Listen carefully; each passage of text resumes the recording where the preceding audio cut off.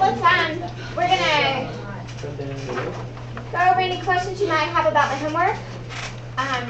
So we enter this data, and then we identify the things they asked for. So our measures of central tendency they asked for were mean and median.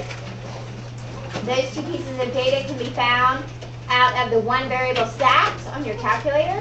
Q1 and Q3, the max and the min, these 5 are all at the bottom of that one variable stats. We call this a 5-number summary. IQR is Q3 minus Q1. And then standard deviation, we talked about this is only 13 ballparks. Is that how many we have in the US? No, so this is just a sample. So we would give the sample standard deviation. All right, now, is the data skewed? Well, if you went on to part D and you drew the box plot, you can see that it's skewed. You can visually see that it's skewed right. But in yesterday's notes, they're somewhere. I thought they were. I don't see them now. In yesterday's notes, here they are. We said if the mean was equal to the median, we would call that symmetric. But if the mean is greater than the median, it is right skewed. Because these values over here have pulled the mean to the right. If the mean is less than the median, it is left skewed. Okay, so I'm gonna make us nauseous going back real fast. So because in this problem number 1, the mean is greater than the median, it is right skewed. So we can tell that from just the data without actually visually seeing the data. All right, part C asked if there were any outliers. So if the data lies within the interval from this lower bound of 3.81, 0.75 to the upper bound of 443.75, it is not an outlier. But if it lies outside that interval, which these two pieces of data did lie outside that interval, then they were outliers. And then that's what our box plot looks like. Now, when I walked around, about 25% of you did a really good job on the homework. And then some of you have answers. Now, some of the answers were bogus. So that's what I expect to see on the test. Wait, what? She called my answers bogus, Chase, alright? Yeah, some people wrote down numbers for the problems. But I can tell if I ask you for outliers and you've got no work, It you said, just are wrote there down any? stuff. It asked if there were any. And then what do these, read these I three. didn't get any. I didn't see any outliers. I put no. There were no outliers. Okay, put that on your test. We'll be good. Yes, ma'am. Was the test on Are the there any 17th? outliers? The test actually maybe moved to the 18th. We had Okay, so it's not this week. it's not this, that's right. Alright, cool. Then that's all. Yeah, it's your last full week of school. Awesome. Okay, now, number 2. If we just took the data set we were given, the median was 8. But if we add in the 6 doctors' recommendation of 35, the median only changes to 9. So the median didn't change much. But the mean goes from 8 to 12.5. So the mean was greatly pulled. And the standard deviation also is, because extremely high or extremely low values, data values, pulls your mean. It pulls it to the right, it pulls it to the left. But it doesn't affect the median as much. Yeah, I was just honest. I didn't write down any answers at all. Well, All right, so on this one, the mean is greater than the median. dude, So if I ask you about skewness of this data, if the mean is greater than the median, how is it skewed? Right. What is it? The exam is the next week. Yeah. So it's good gives them before the exam essentially? It's if we do it on the Thursday, no. But if you need it for exam purposes, you can take it early, and I'll grade it early. Alright. So, the reason there's a lot. This unit is not hard, but there's kind of a lot to it. And so currently we only have 1 day of review scheduled. And I don't know that that's enough to bring all the parts together. So that's why we pushed it back to Thursday. Okay, part B. Why are they so different? This number right here is going to pull that average up. Because of that number, because we have that extremely high value, the median would be a better descriptor of this data.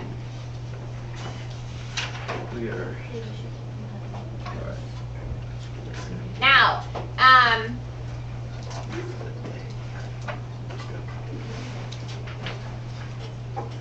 when we find the standard deviation, with the 39,000 in there, we have a standard deviation of $11,153.47, which means on average, salaries.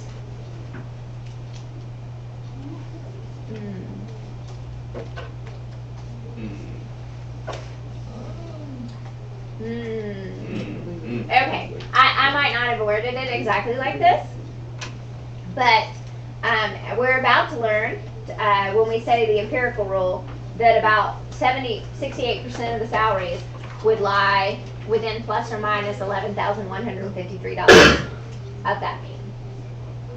Wait, so what would be your definition of the standard deviation then? Like, what does it mean? 'Cause I'm confused. Like the meaning of the number. We will definitely go into that when we look at the empirical rule. Because right now, it just talks about the spread of the data, and right now, really all we can do with standard deviation is compare standard deviations, and the smaller the standard deviation, the closer the data is to the mean.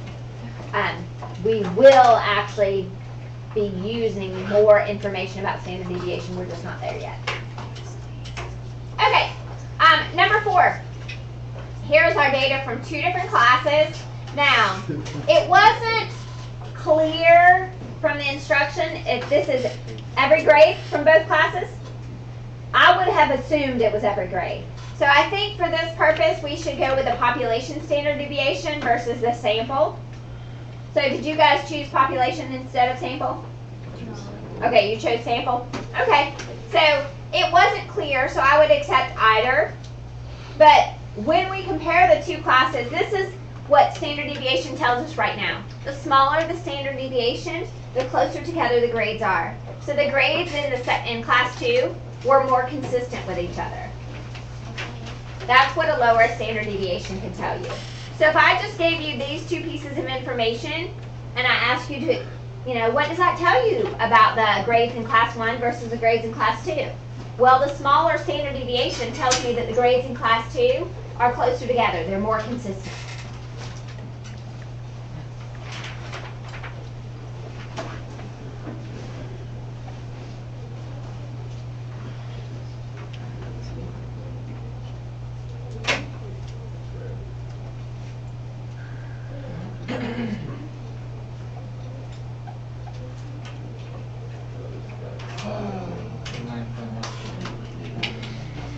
Okay. Number 5. This is where we go back to if the mean is greater than the median, it's skewed right. If the mean is less than the median, it's skewed left. If they're equivalent, then it would be symmetric. So on this one, the mean is just slightly larger than the median. So you could say slightly right skewed. I might even say almost symmetric. I put symmetric. I like it. I would also take almost symmetric. But what if you just put symmetric? Is that not correct? Oh, I got that last one. I mean, it's 2. It is not so much larger that I would deem right skewed. If you said right skewed, you would have to use the word slightly because they are really close.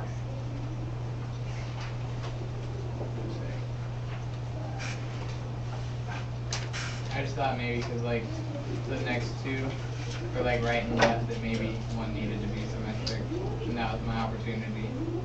Yeah. I utilized it. I like it.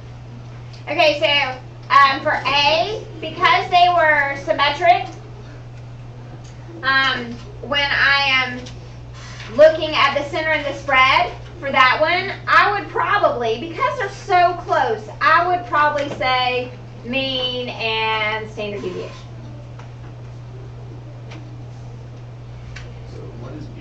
Whose answer is it? What is B? Whose answer is bogus? B and C. B and C. Because these are skewed, then you would choose the median and the interquartile range.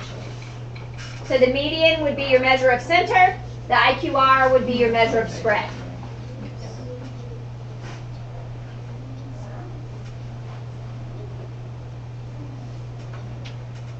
Okay, give a set of numbers that would have a standard deviation of 0. Doesn't matter what number you pick. 0, 0, 0, 0, 0. Okay. 1, 1, 1, 1, 1. All the same number. Whatever number is your favorite number. Can you explain 10, the 10, number? 10, 10, 10. Oh. Can you explain the number 6, why Huh? Can you explain 6?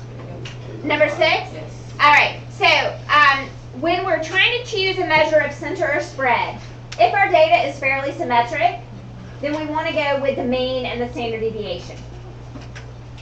The only time we would go with the median and the IQR is when we have skewed data, when we have those outliers. Okay. Now, if you take a full statistics class, you can learn how to minimize the effect of outliers, you can learn to eliminate the effect of outliers, so you wouldn't have to always use the median and the IQR. But for our purposes, that's what we go with. Okay, the next problem. Now, this one asks us to describe each distribution using socks. Miss Spencer told me that yesterday in my notes I drew a sock. I don't remember doing that. The notes that I posted to the website do not have a sock on them. But my students who have Miss Spencer also told her I just drew a sock on the board. What type? I don't know. Maybe a red sock. I don't. Yeah, Boston. All right. So, what does our mnemonic SOC stand for? Shape. So here we're talking about symmetric, skewed, uniform, bimodal, symmetric, all those things we talked about yesterday. Outliers, center, and spread. So for our first one, it is fairly symmetric. Do y'all see that? If we rotate, you can twist your paper. It looks fairly symmetric. So because it's symmetric, you could say it's approximately symmetric or approximately, we'll talk about normal in the next couple of days. So that'll make sense. If we look at this data, we do not have any outliers. So we talked about the shape, we talked about the outliers. Because it's symmetric, we're going to use mean and standard deviation. Mean and standard deviation for our center and spread. So when we're describing a data set, shape, outliers, center, spread. Shape, outliers, center, spread. So if you see the mnemonic SOCs, that's what I'm asking for.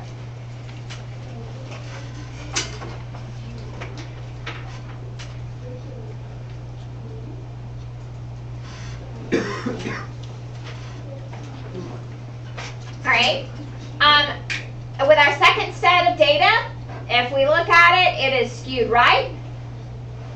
That 147 is an outlier.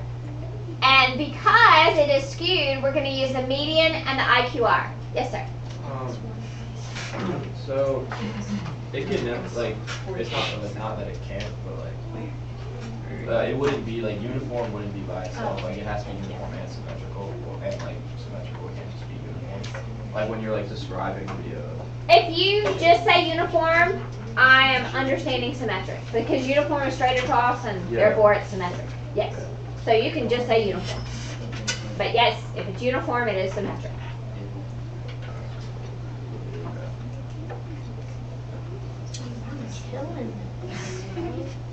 Okay. Did you guys understand how to use the stem and leaf? You understood that this was the tens place, this is the ones place? So if you entered this data into your calculator, which most people just wrote skewed right and didn't do socks. But if I gave you data listed as a stem and leaf, you would know how to enter it. Awesome. Okay.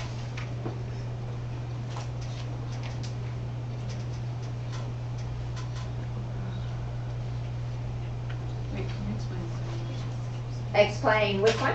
stem and leaf? Okay, so if I'm looking at this data, my first number has a 0 in the tens place, and it's a 9. So the first piece of data is a 9.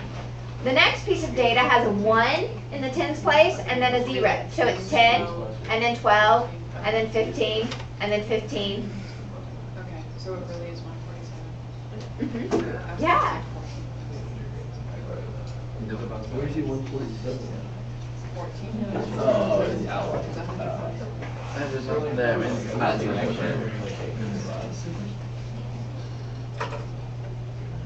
Okay.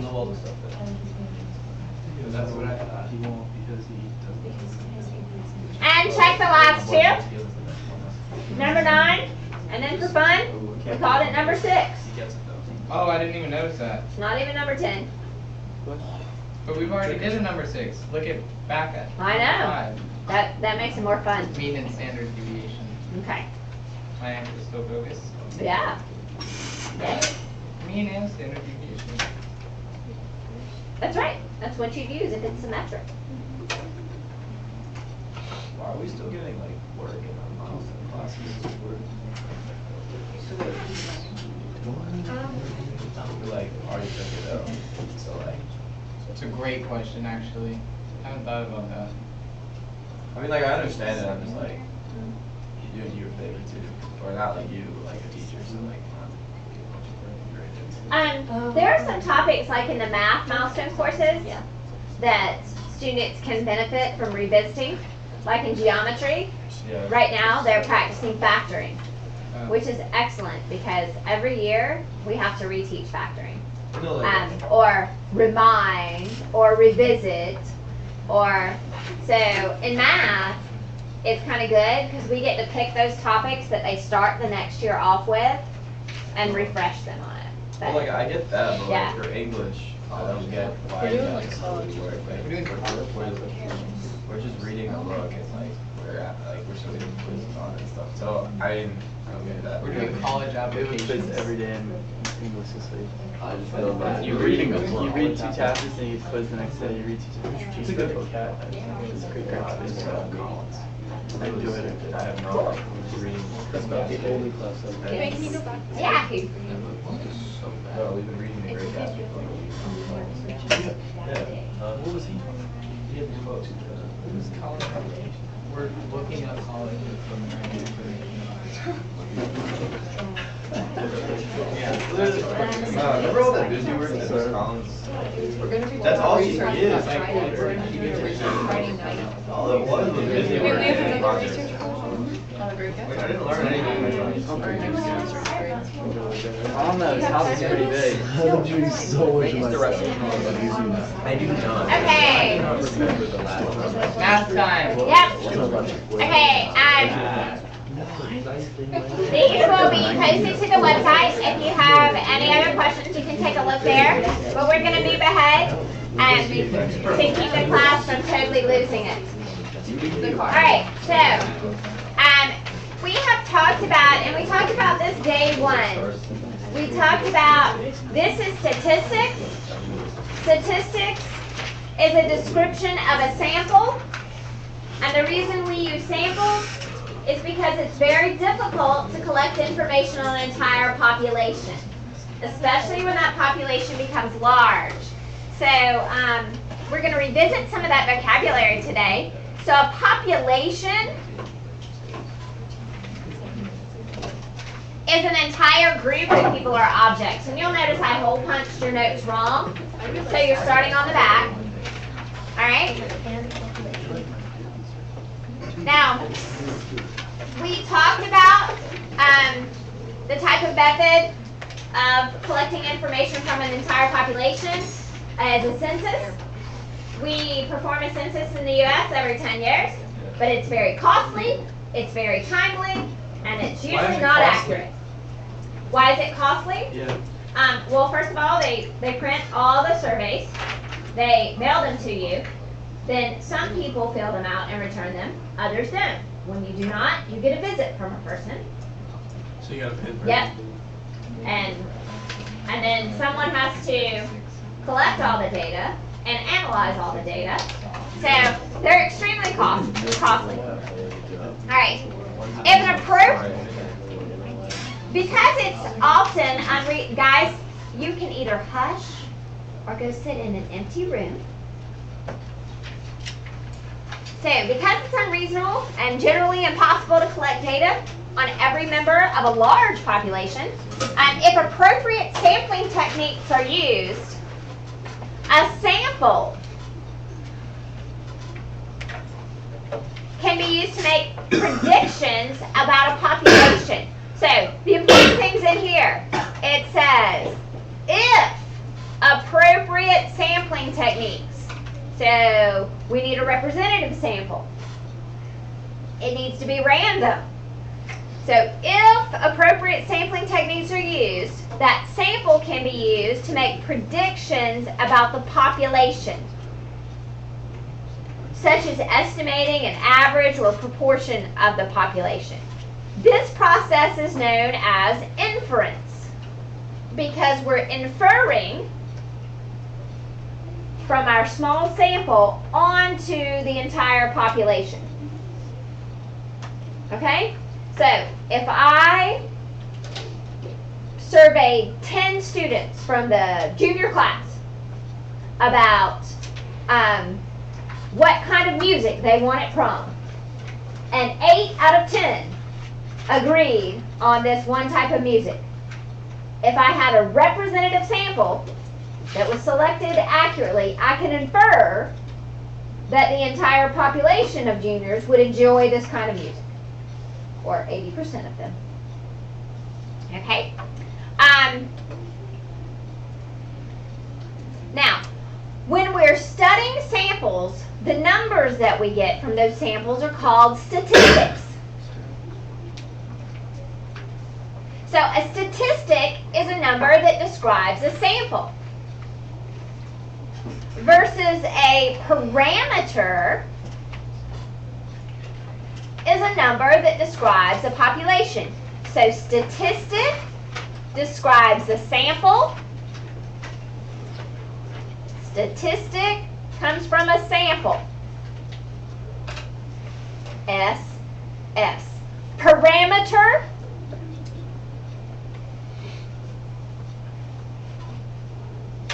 describes the population. PP.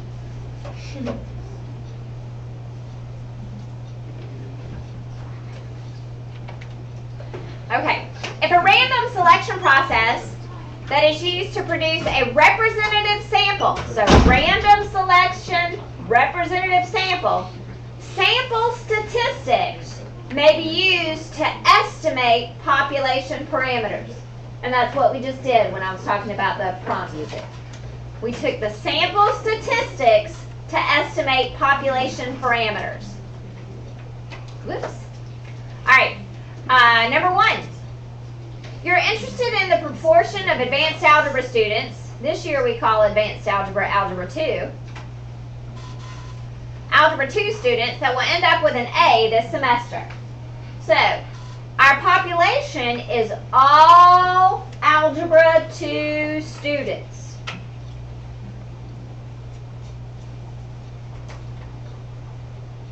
And we have different ways we could sample.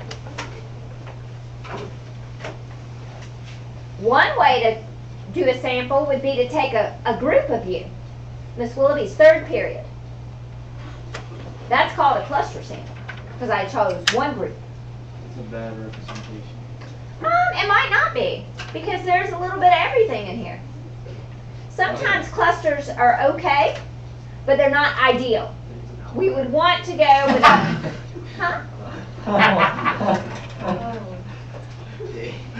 Did you hear?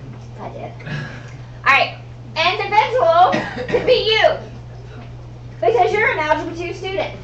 So the individual would be one Algebra 2 student.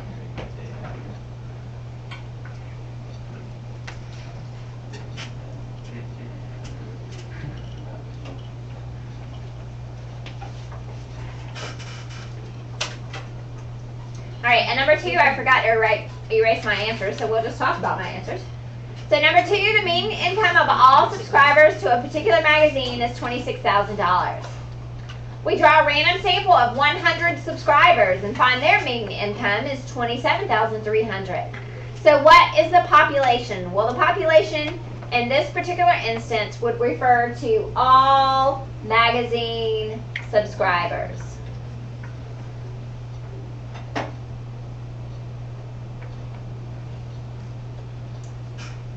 And the sample would only include those 100 randomly selected subscribers. So when we look at our data here, we have 2 pieces of data. This 26,000 was the information we got from all. So that would be considered a parameter. It's a parameter because it's describing the entire population. So the mean income of the population is 26,000. Now the other piece of data we have is 27,300. And that data was collected from a sample. Therefore, we would refer to it as a statistic.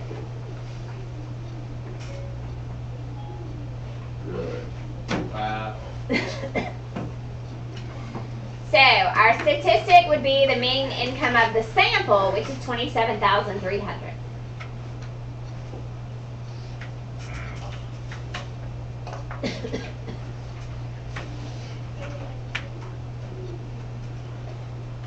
Okay, so parameter versus statistic makes sense? All right. Now, number 3, it says the average GPA for all female volleyball players at a particular college is 2.8. Their mean height is 182 centimeters. Identify the parameter or statistic if there is any. All right. Now, the way this problem is currently worded, because it is all female volleyball players, these would be considered parameters. So they would both be parameters because it's information describing the entire population. But if we tweak this problem, even the slightest, if we said instead of a particular college, said this is all at a particular college in the NCAA, if we expand it to include all colleges instead of this particular college, then we now have a sample. But the way it's worded currently, this is the entire population, so this information on GPA and height are parameters. How Okay? many inches is that? There are 2.54 centimeters in an inch. 1.45. So about So if you took 182 and divided by 6'9", 2.54, 6'10". no, that's not. That's a little. How many inches? 75. 75? 71. 71? Yeah, 6'8". No. No, that's way shorter. Five- Because five- no, 5'7" is 5'11". 69 inches. 72 inches is That's 5. 6 feet. Not So, bad. and it's 70 how many? Yeah. 71? Oh. Hold on. What is 182 divided by 2.54? 2.54? 71 inches? So that's 5'11". Okay, so it's about 5'11". That makes sense. When I was a freshman at Georgia Tech and I was moving into my dorm, I got the newest dorm on campus at the time, which was pretty cool. And I got on the elevator, and I was the shortest female on the elevator. And I am 5'9", which I'm not used to being the shortest. But all the volleyball players and basketball players lived in my dorm. So I was the shortest most often. And then my senior year, I moved into the newest dorm. It was a newer dorm. And then it was co-ed. And the female and male basketball players and baseball players and football players all lived in that dorm. So that was kind of cool, except for the boys would walk down the hall dribbling. I'm like, really? Really? Was it It was carpeted, but you could, the walls were thin. You could still hear thump, thump, thump. Alright. I know. That's probably Yep. the report that does that too. Okay, number 4. In a survey of 40 employees at a company, 18 said they were unhappy with their pay. That's fairly high. The company has 180 employees. So obviously this is not the entire population. That's a sample. So the 40 employees would be a sample. And if we assume that this was a random sample that is representative of the entire population, then we can take this information and use it to make predictions about the entire population. So it would be if 18 out of 40 of the sample, how many out of 180? 81. And you're right, we would cross multiply and solve. And we would get x equals 81. So there are 80, if we use this information to predict, we predict that 81 employees are unhappy with their pay. Now, what do we call it when we take sample statistics and apply them to population parameters? We call that, that's right, inference.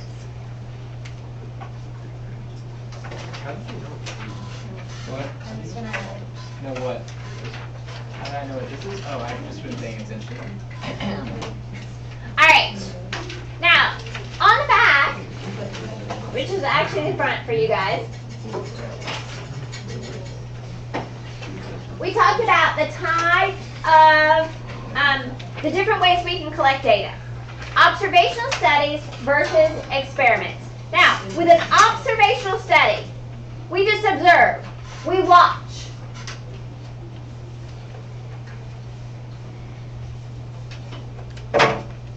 Observational, observe. Yeah. Alright, but with an experiment, something's happening. We perform something. We impose something on a group. So if we're just watching and recording,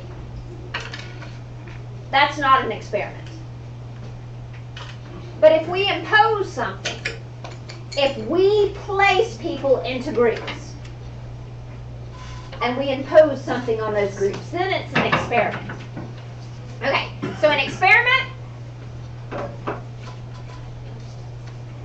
involves a random assignment of subjects to treatment groups, imposing a treatment, and then recording the results. So we're doing something and recording the results. So a researcher randomly assigns cars to 2 groups. So the researcher randomly assigned the cars, and then the researcher added acetone to the gasoline for one of the groups, and then recorded the effect on fuel efficiency. So that's an experiment. Researcher placed them in groups, researcher changed something for one group, researcher recorded. Experiment. Okay? Now, and the other one was observational study, and there's not enough room right here, sorry. So, an observational study observes subjects and measures variables. But the researcher is not controlling the subject or the environment in any way. They're just recording what's happening. Okay? So, a researcher wants to find out if poor nutrition affects eyesight. But it would be unethical to deliberately subject individuals to poor nutrition. Now, when you go to college and you actually have to do research, you're going to have to be certified in this so that you have to have an actual certification before you can do the research, so that you prove that you understand the difference between ethical and unethical. This would be unethical. I couldn't say, all right, James, no fruit or vegetables for the next year, and then we're going to measure your eyesight. James would be okay with that, but that would not be ethical, okay? So, therefore, the researcher asks the subjects about their nutritional habits. The researcher's not changing anything. They're just recording what's already happening, and then assesses the condition of the eyesight. So, just recording. Alright, so what are we looking for? We're going to check to see if the groups were randomly selected. We're going to check to see if every member of the population has an equal chance of being included. Okay, and then, here's the biggie. We're going to check to see if the researcher imposes on those groups. If we control something, or are we just recording what's already happening? That's where the difference happens. Okay, so our example, a study follows two groups of students who are randomly selected from the school. Okay, randomly selected, that's good. That validates our research. The students decide which group to join depending on the category they feel they belong to. Did the researcher place them in groups? No, the students chose. All right. One was I watch more than 10 hours of TV a week, or I watch fewer than 5 hours of television. Students who watch no television or watch between 0 and 5 were excluded. Okay, this is bad. Because were all groups represented? No. Okay, so that kind of messes up our representative sample there. So we would have a hard time inferring on this data. The study records the average grades and the percent of students who participate in the team sports. It kind of sounds like the researcher just wrote down what was already happening. This is what's already happening. So that would be observational. Because nothing is being imposed on either group.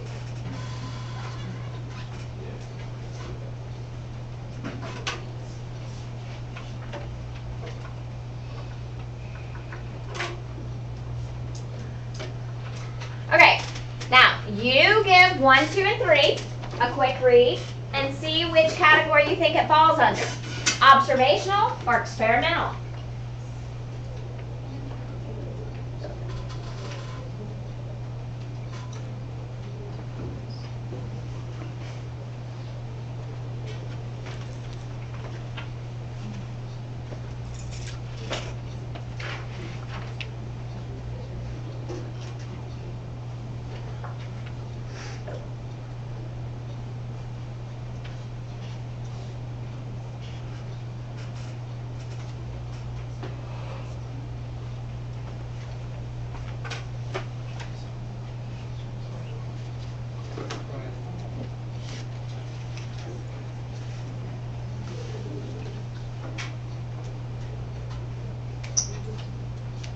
All right, number 1, what'd you think?